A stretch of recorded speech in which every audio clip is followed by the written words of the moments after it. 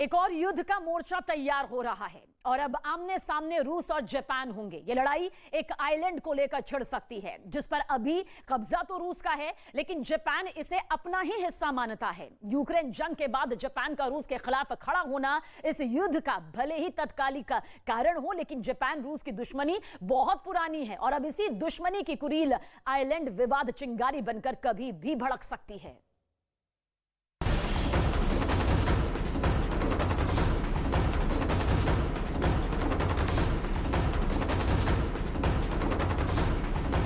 रूस यूक्रेन जंग का हासिल भले ही 6 महीने बाद भी कुछ नहीं हो, लेकिन इस जंग ने कई देशों के सूखे जख्मों को हरा कर दिया है।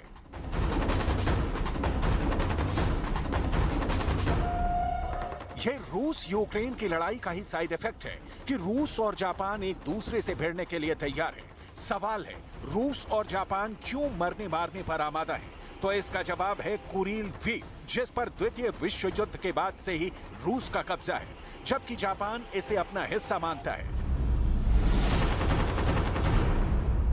में कई घातक युद्धपोत और पनडुब्बियां शामिल हैं। रूसी सेना इन विवादित द्वीपों के नजदीक सैन्य अभ्यास और मिसाइल टेस्टिंग भी करती है।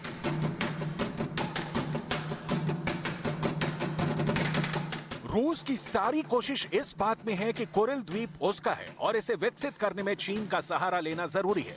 ऐसे में एक और पेंच है और वो है चीन के साथ जापान का पूर्वी चीन सागर के सेनकाकू द्वीप समूह को लेकर विवाद, जिस पर कब्जा तो जापान का है, लेकिन चीन इसे अपना मानता है।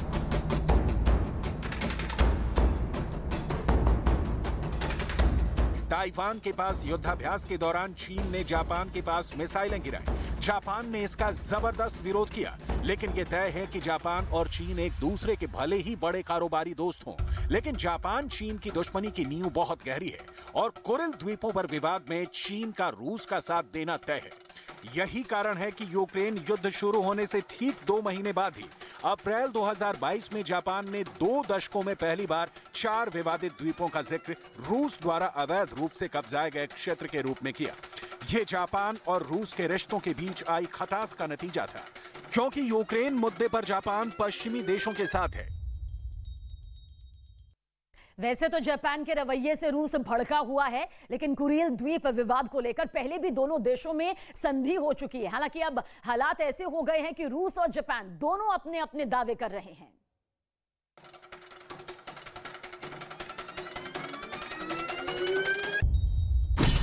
जापान ने रूस के खिलाफ कई प्रतिबंध लगा दिए हैं। इससे पहले जापान ने रूस के खिलाफ 2014 में प्रतिबंध लगाया था, जब रूसी सेनाओं ने यूक्रेन के क्राइमिया क्षेत्र पर कब्जा कर लिया था। जापान के इस रवैये से पुतिन भड़के हुए हैं, क्योंकि न सिर्फ रूस के खिलाफ खड़ा है, बल्कि वो खुलकर अमेरिका का साथ दे रहा है और यही अमेरिका यूक्रेन जंग में जीत हासिल करने में पुतिन के लिए सबसे बड़ा रोड़ा है।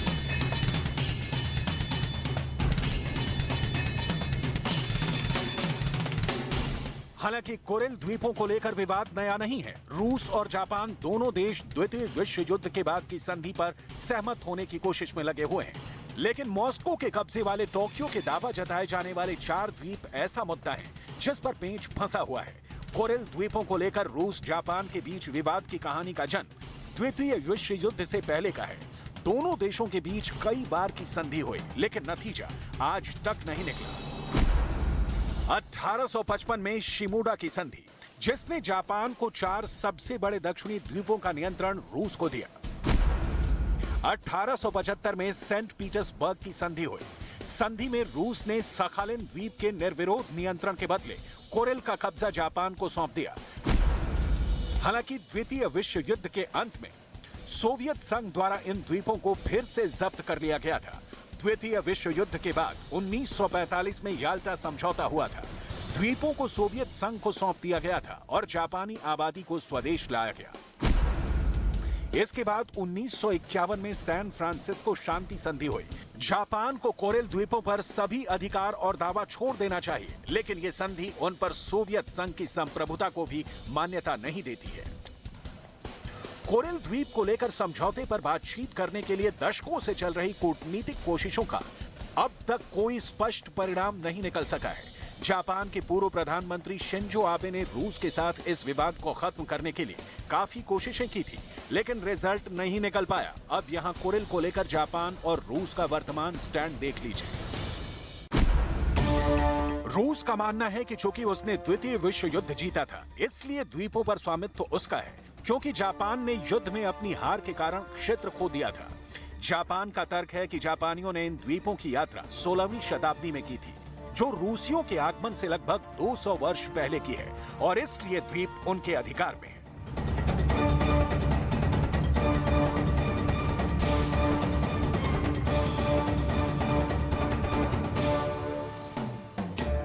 कुरिल द्वीप विवाद से हिंद प्रशांत क्षेत्र की शांति खतरे में रहने की आशंका रहती है। रूस जापान पर हमेशा अपना दबदबा कायम करने के चक्कर में जुटा रहता है। उदाहरण देखिए कि 2008 से लेकर अब तक जापान के एयर डिफेंस क्षेत्र में कम से कम 200 बार रूस के विमानों ने घुसने की कोशिश की, जिसे जापानी एयरफोर्स ने खदेड़ दिया। लेकिन अब जापान के लिए टेंशन इस बात को लेकर है कि अब चीनी जहाजों ने जापान के हवाई क्षेत्रों में घुसपैठ करना शुरू कर दिया है और जापान पर अपना दबदबा कायम करने की कोशिश के बीच चीन और रूस उसके आसपास युद्धाभ्यास भी करते रहते हैं। वहीं पिछले साल पुतिन ऐलान कर चुके हैं कि जो कारोबारी कुरिल द्वीपों में जाकर निवेश करेंगे उन्हें 10 साल तक टैक्स से पूरी छूट दी जाएगी। इसके साथ ही चीन ने भी कुरिल द्वीपों पर निवेश करने की घोषणा की है।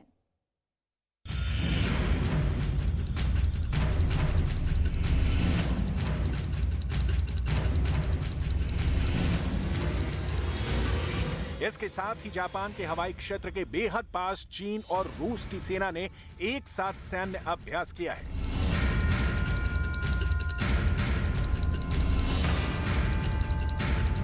रूस के जहाजों ने 2016 में विवादित सेनकाकू द्वीपों के आसपास के पानी को पार कर लिया और साल 2019 में रूस के विमान एक संयुक्त चीनी रूसी अभ्यास के वक्त ताकेशिमा द्वीप समूह के हवाई क्षेत्र में प्रवेश कर गया।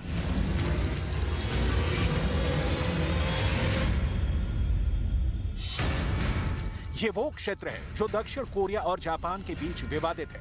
दो अमेरिकी सहयोगियों के बीच तनाव को बढ़ाने का ये जानबूझकर किया गया एक प्रयास था। इसके साथ ही रूस और चीन ने जापान सागर के ऊपर संयुक्त परमाणु बम वर्षक अभ्यास भी शुरू किया। ये अभ्यास क्वाड समिट के दौरान किए गए थे।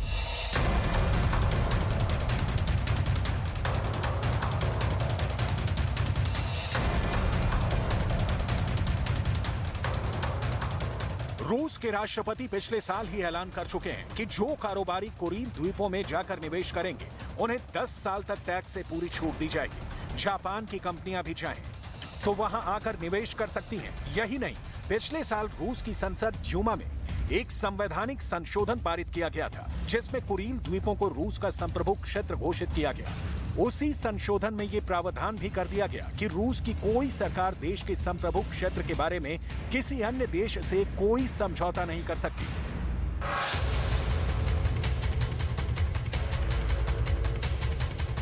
पुतिन ने कुरिल पर जापान के दावे को बकवास करार दिया था। जापान में पुतिन की इन बातों को इस बात का संकेत माना गया कि रूसी सरकार कुरिल द्वीपों में जल्द ही नई आर्थिक गतिविधियां शुरू कर देगी। चीन कुरिल द्वीपों में निवेश के लिए तैयार है। ये रूस और चीन की गाढ़ी होती दोस्ती का एक और नमूना है और इन दोनों देशों का सामना करने की शक्ति अकेले जापान के पास कतई नहीं है। ये और बात है कि जापान चीन के बड़े खतरे को देखते हुए मिसाइलों की तैनाती कर रहा है, अपने रक्षा बजट का साइज बढ़ा रहा है। लेकिन सच ये है कि रूस से कुरिल द्वीप वापस लेना जापान के लिए मुश्किल ही नहीं, नामुमकिन सा है, क्योंकि पुतिन यूक्रेन मसले पर किसी को बख्शने वाले नहीं है। जापान अगर खुद को अमेरिका का सगा मानता है तो पुतिन अमेरिका को दुश्मन नंबर 1।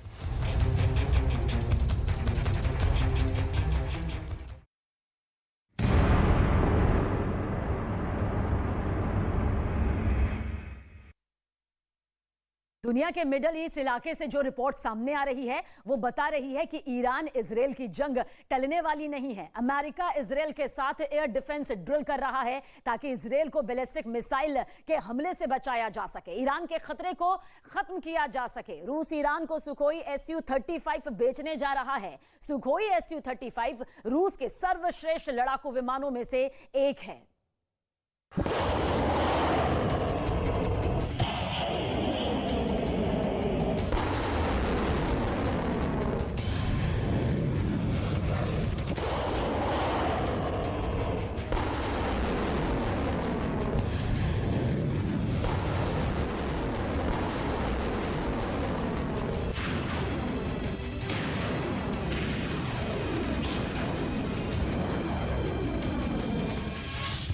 इजराइल, ईरान, रूस और अमेरिका।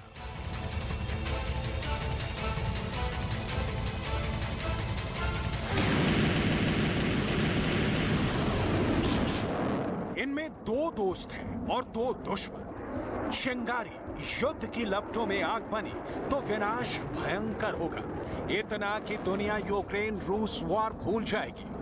इसकी तैयारी शुरू भी हो चुकी है। अमेरिका के साथ इजराइल एक्सरसाइज कर रहा है।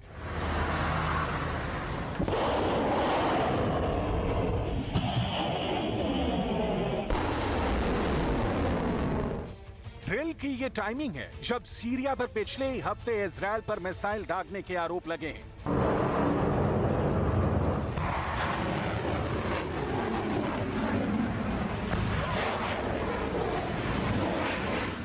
जब अमेरिका ने ईरान से अपने कब्जाए ड्रोन छोड़ाए हैं, तनातनी चरम पर है।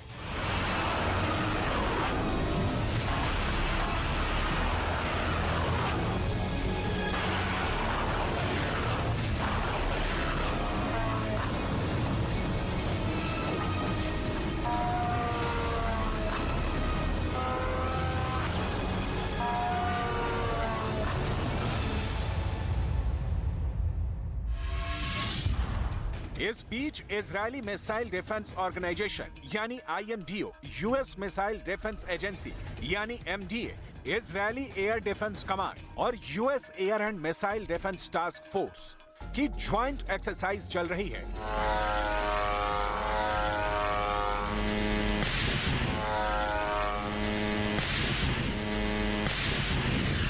इस एक्सरसाइज का मकसद है इजरायल को बैलिस्टिक मिसाइल के हमले से बचाना। ईरान की ओर से हमले की पूरी आशंका रहती है और दुनिया भर में इजरायल उन टॉप देशों में है जिसके पास मिसाइलों की बहुत बड़ी ताकत है।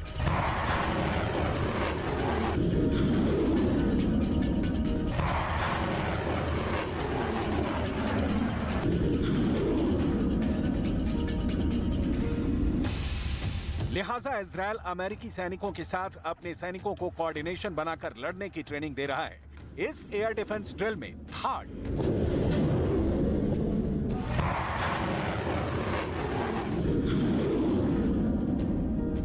पैट्रियट,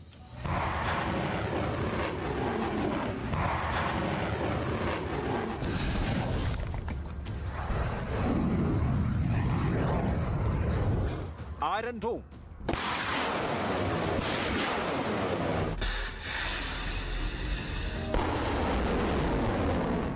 एरो,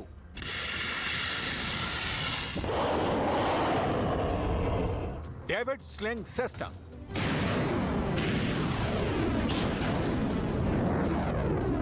जैसे एयर डिफेंस सिस्टम की जबरदस्त ट्रेनिंग चल रही है। अमेरिका इजरायल को भी अपने हथियारों से पाट चुका है। इजरायल की ताकत अमेरिका से होकर आती है। इस युद्धाभ्यास में इस्तेमाल एयर डिफेंस सिस्टम की पूरी डिटेल आपको दिखाएंगे, लेकिन उससे पहले ईरान से रूस का नया याराना देख लीजिए। रूस ईरान को Su-35 फाइटर्स बेचेगा। ये खबर ठीक उस वक्त आई जब रूस में ईरान के सैकड़ों ड्रोन उतारे जा रहे थे।